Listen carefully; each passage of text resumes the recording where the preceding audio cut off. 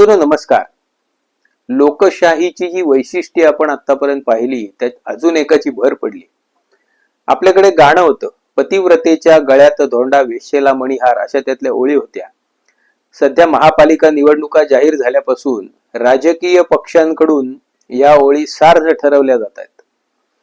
म्हणजे तशा बातम्या तरी येत आहेत की आयारामांना तिकीट दिल्यामुळे निष्ठावंत नाराज आहेत आणि मग त्यामुळे कोणी आत्मदहनाचा इशारा देतोय, कोणी आमरण उपोषणाचा इशारा देतोय, कुठे पक्ष कार्यालयाची तोडफोड चालू आहे, तर कुठे लोकप्रतिनिधींना घेराव घातला जातोय, कुठेतरी लोकप्रतिनिधीशी कोणीतरी फोनवर बोलून त्याला झापतोय आणि त्याचा व्हिडिओ व्हायरल होतोय.